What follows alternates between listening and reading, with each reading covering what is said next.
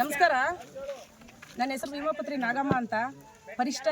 ಕರ್ನಾಟಕ ಪರಿಶಿಷ್ಟ ಜಾತಿ ಪರಿಶಿಷ್ಟ ಪಂಗಡ ಮಹಿಳಾ ಸಬಲೀಕರಣ ಹೋರಾಟ ಸಮಿತಿ ರಾಜ್ಯ ರಾಜ್ಯಾಧ್ಯಕ್ಷೆ ಮತ್ತು ಅಖಿಲ ಕರ್ನಾಟಕ ಕುರುಬ ಮಹಾಸಂಘದ ರಾಜ್ಯ ಉಪಾಧ್ಯಕ್ಷೆ.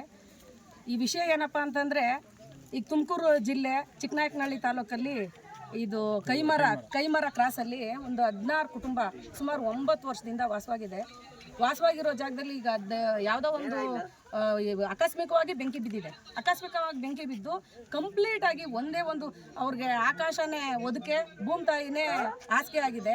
ಇವ್ರಿಗೆ ಒಂದು ದಿನನಿತ್ಯದ ವಸ್ತು, ಊಟದ ವ್ಯವಸ್ಥೆ ಆಗಲಿ, ಒಂದು ದಿನಸಿ ಸಾಮಗ್ರಿ ಆಗಲಿ, ಪಾತ್ರೆ ಆಗಲಿ, ಬಟ್ಟೆ ಆಗಲಿ, ಮತ್ತು ಕಾಲೇಜ್ ಓದ್ತಾ ಇರುವಂಥ ಮಕ್ಕಳುಗಳಿಗೆ ಅವ್ರದ್ದು ಸ್ಕೂಲ್ ಪೆನ್ನು, ಪುಸ್ತಕ, ಅವ್ರ ಸೈಕಲ್ಲು, ಯಾವ ವ್ಯವಸ್ಥೆ ಏನೂ ಇಲ್ದಂಗೆ ಕಂಪ್ಲೀಟ್ ಆಗಿ ನಾಶ ಆಗೋಗಿದೆ. ಆದರೆ ತಹಸೀಲ್ದಾರರು, ಜಿಲ್ಲಾ ಪೊಲೀಸ್ ಅವ್ರು ಬಂದಿದ್ದಾರೆ. ಅವರು ಒಂದು ಕಂಪ್ಲೇಂಟ್ ಬರ್ಕೊಂಡು ಹೋಗಿದ್ದೀವಿ ಅಂತ ಹೇಳಿದ್ರು. ತಹಸೀಲ್ದಾರ್ ಏನೋ ಬಂದ್ರಂತೆ. ಬಂದ್ಬಿಟ್ಟು ಮಳೆ ಬಂದಿದ್ದಿದ್ರೆ